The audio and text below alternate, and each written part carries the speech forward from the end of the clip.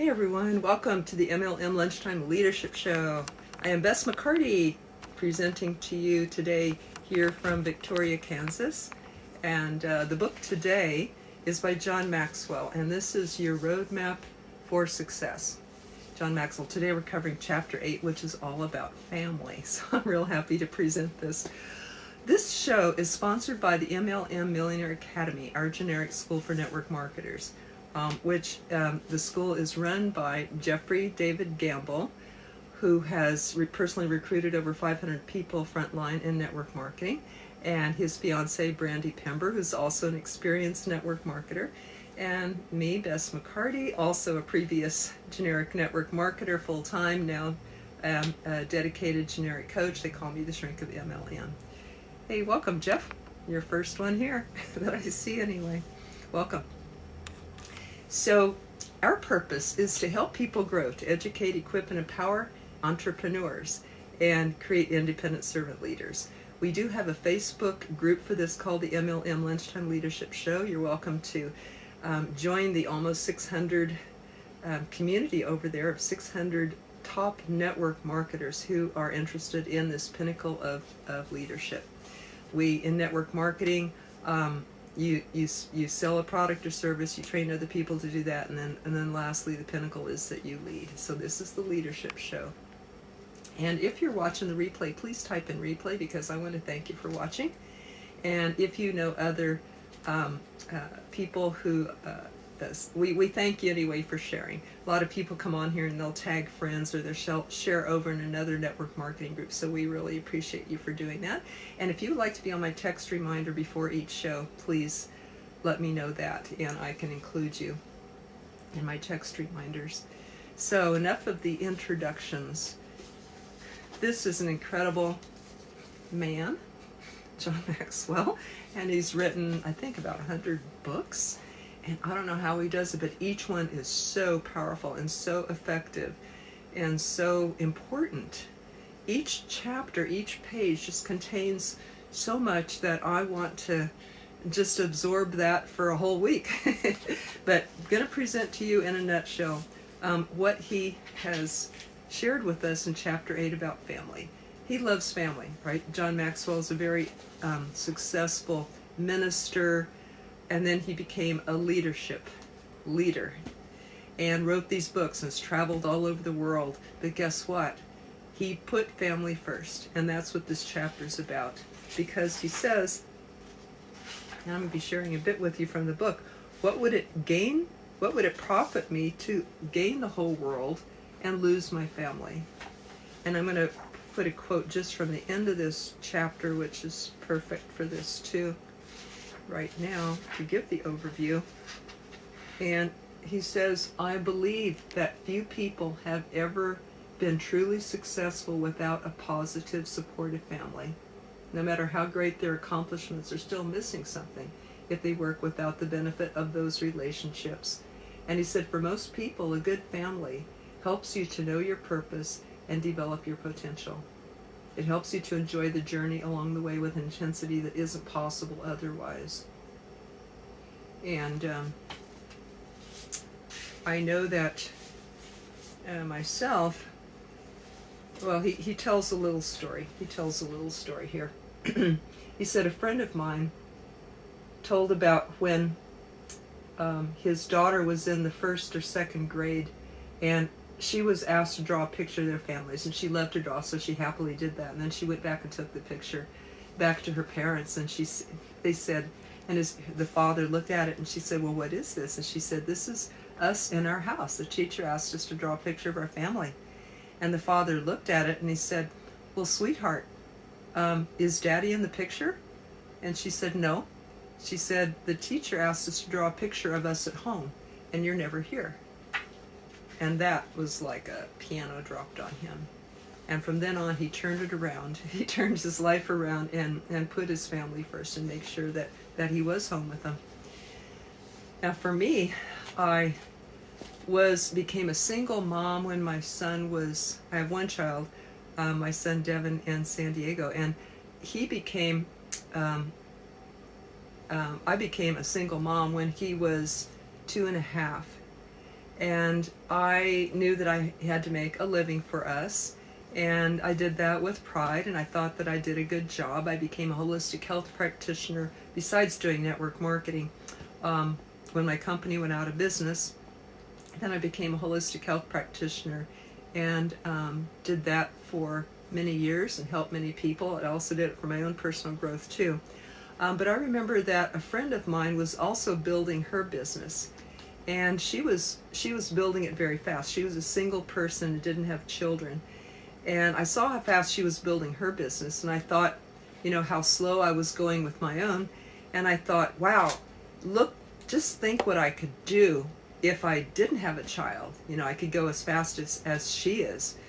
And then I was jealous a little bit, because she could go unhindered. She could develop her business and let that thing grow with no limits, no compromises, no dividing her time between her child and her business. And I was a little jealous of that. But then I looked and I said, wait a minute, she doesn't have a child. I wouldn't trade my child for this business. I'm happy with my choice. I'm happy I'm a mom. I chose to become a mom, and I'm happy with that. And I love that over my business. Well, my friend did go on to become very, very successful, but she does not have a family. And I am so grateful for that. That's the best thing in my life, better than any business. And now my son has a little daughter who's 6 months old. And so she brings me more joy than anything. And I just wouldn't trade that. So putting family first, and John Maxwell agrees here. And he tells some stories in here for some examples of how to do that. He said that some people might forget that. If they do have a family and they have a business, they might get wrapped up in the family. And he tells a little story about this lady who traveled when she was in a choir for their church. And they were traveling across country, clear across country, with 50 people in the choir. And so they're driving across Texas, which is kind of hot and desolate and all that stuff. And they stop a lot to get out and stretch their legs and use the restroom and all that stuff and get food. But they were traveling with the 50 choir members and the choir director and his wife and their teenage daughter and their 7-year-old son. So one of these stops, they had gotten out, everybody got in, they piled in the car again. They drove on for about an hour before they realized, hey, the 7-year-old son is not with us. And they freaked out, and they immediately drove back as fast as they could get back there to find him. It didn't take too long. One of the choir members found the little boy in the bathroom killing flies in there, and he had been too concerned. But they got him back.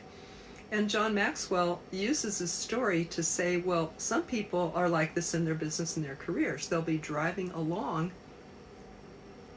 and then they realize, hey, my family's left behind. And at that point, they can go back and pick them up, like the father did when the daughter, omitted him in the picture. Or they can say, you know what, it's just too far to go back. I'm going to just keep driving. And they keep driving. And so that's, they need to live with the results of that. Hello, Mr. Roeder, glad to see you. Welcome to the MLM Lunchtime Leadership Show, covering John Maxwell's Your Roadmap to Success, for Success. And we're on chapter 8 now, which is about family. So I know a lot of you already know this, but still a lot of us may be tempted at times to put family on the second burner. Oh, how far could I go? Like I was, how far could I go if I was not hindered by family? And one person said, well, my child is, we can use our children as an excuse and say, well, I can't build my network marketing business because my child needs me, or I'm a mom, so my time is divided and all this stuff. That some people use their children as their why. That's why I must build my network marketing business. And I found time when he's napping, after bedtime, when he'd be playing with other kids come over and play, or other mothers and I could trade. Sorry, bad hair day, right? Shouldn't fix your hair on video, but okay, so my son could play with other children, and some others and I would take turns. They would come over and play at my house, and then when he would go play at their house, and I could work on my network marketing business. But I found ways to do it, and I'm very, very happy and glad for my choice. He says, there's a fellow, he quotes in here, a fellow named Nick Stinnett, and I would like to read this to you, what he said. He asserted more than a decade ago, when you have a strong family, you receive the message that you are loved, cared for, and important. The positive intake of love, affection, and respect gives you the inner resources to deal with life more successfully. So your family is not a hindrance, they are an asset to your whole life, including your business. And of course it helps each person realize that who they are, that they're important to each other. So he has some steps to building a strong family in here. I think are very good. And it was Dr. R.C. Adams, who had studied thousands of marriages over 10 years, found that only 17% of them could be considered truly happy. And he said we have to get back to the basics and develop the type of security that our children can grow up in. And guess what? That doesn't just happen. We have to work hard to make that happen. So John Maxwell gives some tips. And I know that these are examples from his life. These are real examples. He says, express an appreciation for each other. And I'm going to just invite a few people here while I talk, because I should have done that. But he says, express an appreciation for each other. And that reminds me of Zig Ziglar, who was looking at his marriage, and he wondered if he should dissolve it. It wasn't working. He wasn't happy with parts of it, and he wondered if he should dissolve it. And he said, wait, before I do that, let me try something. He began expressing gratitude every time he catch his wife doing something, I'll say right, or that he appreciated, or that would contribute to the marriage. He thanked her for it. And he would find out that she would end up doing more of those things. And this kept going on until it was a happy marriage. He said, well, I guess I don't have to end it now. And what turned it around in his story, in his mind, was that gratitude that he expressed. Catch him doing something that you appreciate and let him know that. Okay, I'm just inviting a few people. And if you're watching the replay, please type in replay. I'd like to thank you. And if you're there, I'd love for you to say hello and let me know that you're there. And if you are getting value, I'd love if you tag friends or invite them or share in another Facebook group that could be watching live at the same time. Maybe you're watching over at the MLM Lunchtime Leadership Show group page, and that's great too. So, okay, back to the show here. So, tips from John Maxwell. He says, make your home a supportive environment. And one way to do that is to appreciate each person's uniqueness. And so he has some tips of how to do that. Each person in our family can't be compared to others, but they can be recognized for their own uniquenesses. Sorry, make this right here. Okay. Each of us are unique, and I see a family as like a bouquet of flowers, and each flower is unique and different. Some's a yellow rose, some's a daisy, some's a purple, hyacinth. We're each different colors and we bring different qualities to the bouquet, don't we? And between us all, we have all these brilliant colors and shapes and sizes and varieties that we bring. And some bring greenery and some bring the color. So I see us like a bouquet, each with each individual unique differences, or an orchestra that can make beautiful music together, but we're each different, and we have to be different to bring that variety and that harmony that happens. So he says appreciate each person's uniqueness, and he has two different, a takeaway. Please, I'd love to hear what you're learning here. If anybody has a tip about family and how to strengthen family, or how you appreciate yours, I'd love to hear that below as well. So here's two different personality assessments that John Maxwell suggests that we might look at to be able to value our family members. And one is the 4 personalities, and I'll describe that in the method that I know that I studied originally called the DISC personalities, and one is a D, and that's more like the dominant, powerful person that needs to have things, needs to have it be, they're like the leader. They want to be the leader, and they like to have things be their way, or things to be their choice. You give them that choice, you give them that opportunity to exercise that creative leadership ability. Another one is the influential. This is the DISC, D-I-S-C. The influential person. This is the people, the fun. They bring the enthusiasm, the life, the spark, the passion, but they might not be so good at details. You might have to help them remember that, or help them to slow down and think of being realistic sometimes about their ideas too. Another is the S personality of the DISC, and that is like me. I'm more relationship, more thorough, more thoughtful, very people-oriented, but still kind of thorough. And so these people, he says, we might be a little more slower to make decisions, but we're very loyal people. And then is the C-type personality, which is very conscientious, very logical. And they also like to be in control and do their ideas, but they're more mental, more logical. So if one of your family members is one of these, don't, you can appreciate their uniqueness and help them to grow their own gifts, rather than say, why can't you be more like your brother? Why can't you be more like me, or more like the rest of us? Help them develop their individual gifts that they contribute to the family. Now, John also mentions 7, what does he call it, languages or intelligences, 7 different intelligence. In other words, 7 ways that people are, another way that you could look at this. And one is that that person might be good with working with words. Another might be better at logic. Another might be more visual. Another might be more kinesthetic. In other words, they respond to touch and hugs. Another might be more musical. Another might be very good with people. Another might be more introspective. And we know about the 5 love languages too, don't we? So that could be another way that I'll just put in here about understanding your family members. Some might like gifts. That's how they know that they're loved. They really like to give or receive gifts. Others like touch.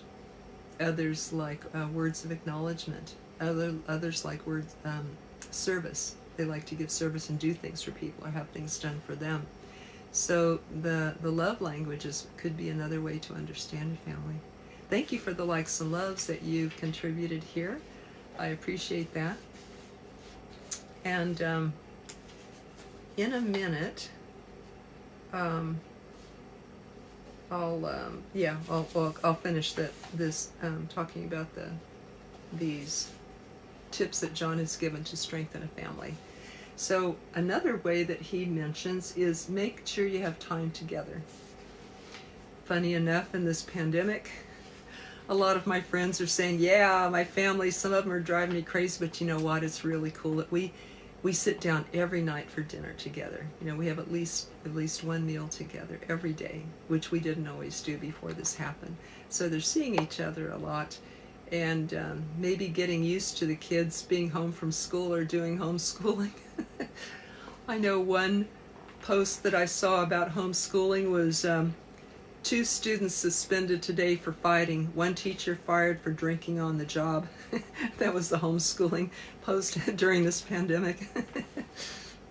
Funny enough, I was a homeschooler. I joined with other homeschoolers. We formed a community so that our kids could be together and learn things together.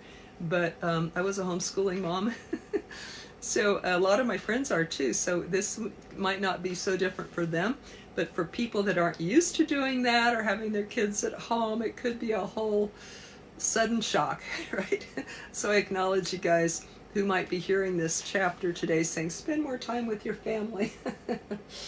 But overall, when we do, and it's the right balance for us, we are healthier and happier. People have a good family life. They end up being healthier and happier people. So welcome, Kelly.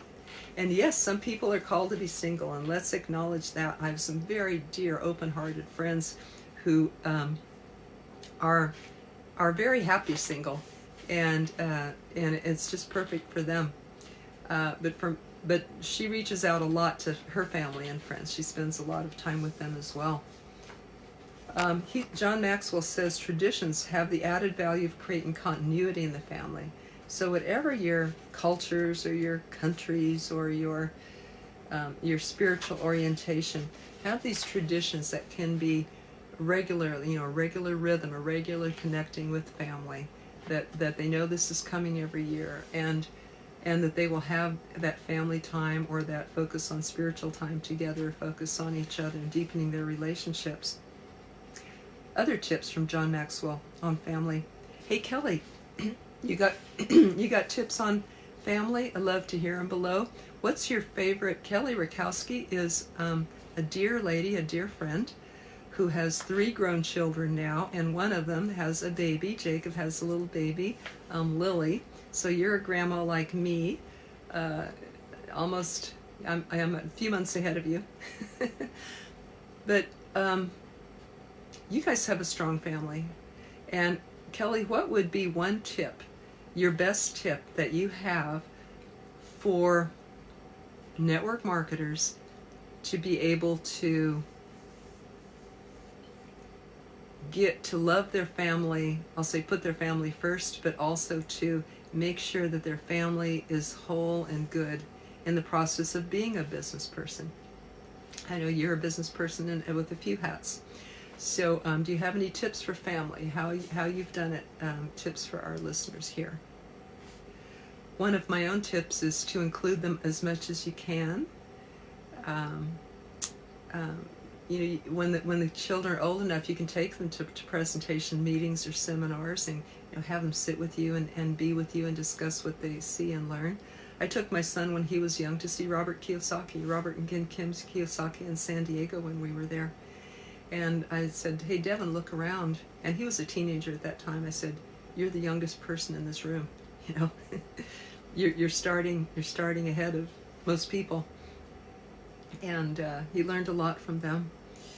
So you can bring them along at what age appropriate. Let them know what you're doing in your business. Let them help with whatever they can. Maybe setting up something for a home party, or used to be sending out. A long time ago when we sent out our own products or packages or newsletters by newsletters or things, but see what can that child help to organize some product or papers in your home, or contribute to the business in some way, even if it means sitting quietly with you while they do their homework and you do your work.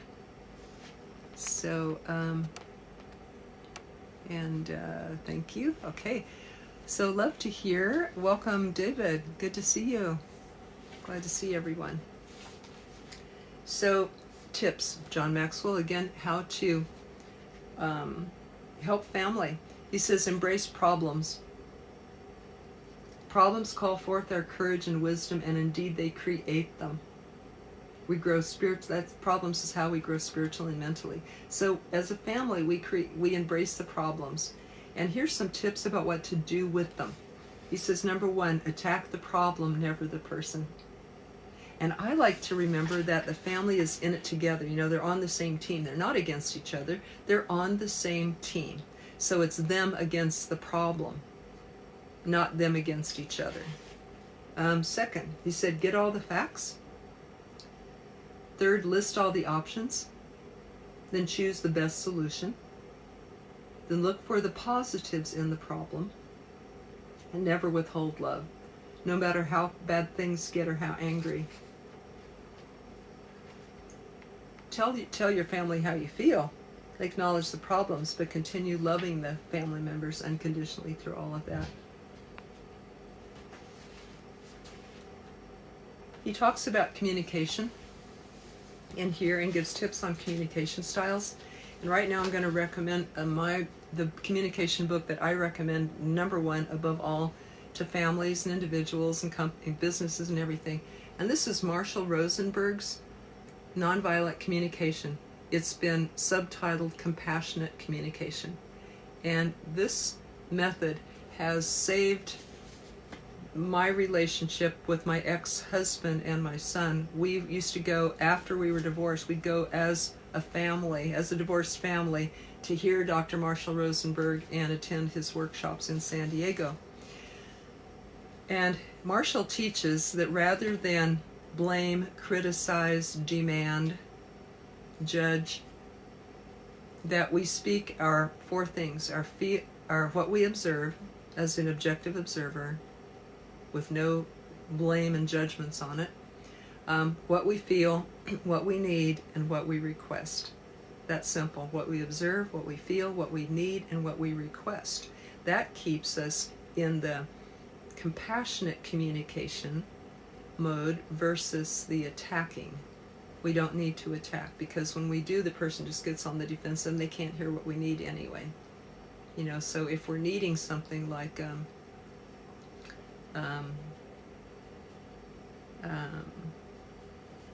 thank you, honey, for inviting me to watch all 20 versions of of whatever with you. But I had my fill after the first 3, and I'm needing to get to other things that interest me.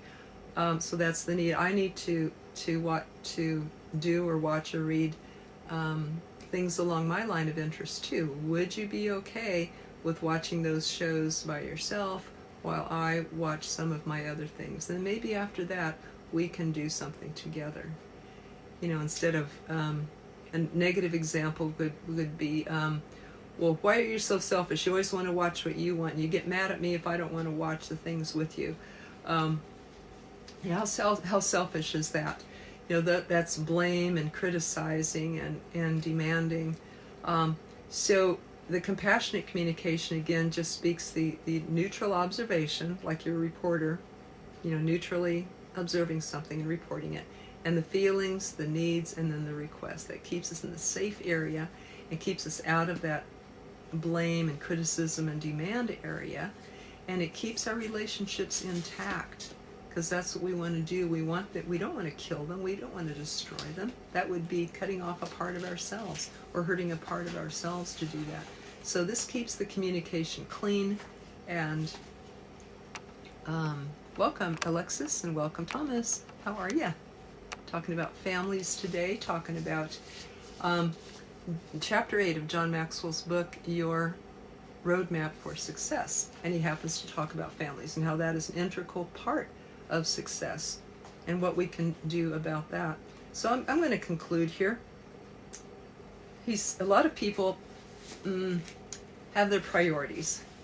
And some people it's work and then family, and then if they have any spiritual time left. But John Maxwell recommends God first, and then your family, and then your other things, your other work. And that's exactly what I did with my son.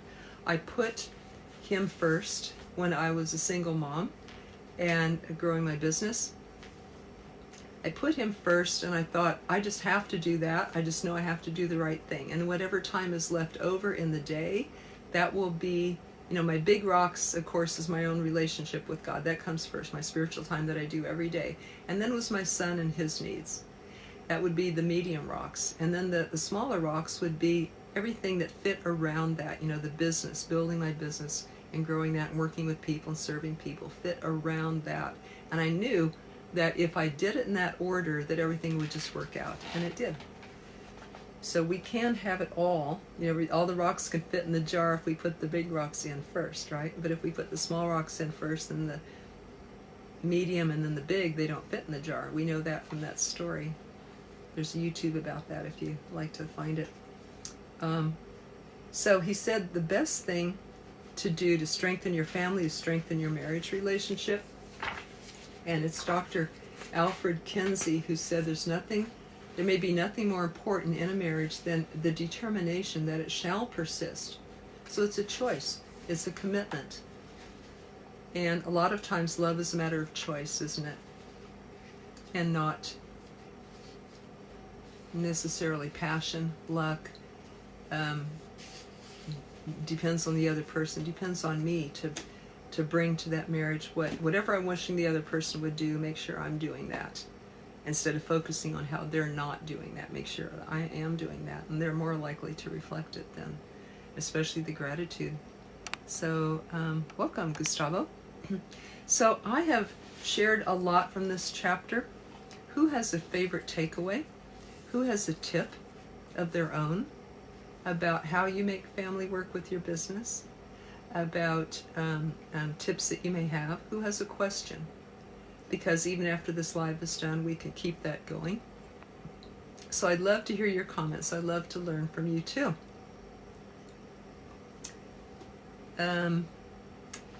So tomorrow is going to be chapter 9 of this book. And chapter 9 is who else, let's see, this was Is It a Family Trip? But chapter 9 is who else should I take with me? And tomorrow, Jeffrey David Gamble, and his fiancée Brandy Pember will be presenting the rest of this book tomorrow and Friday.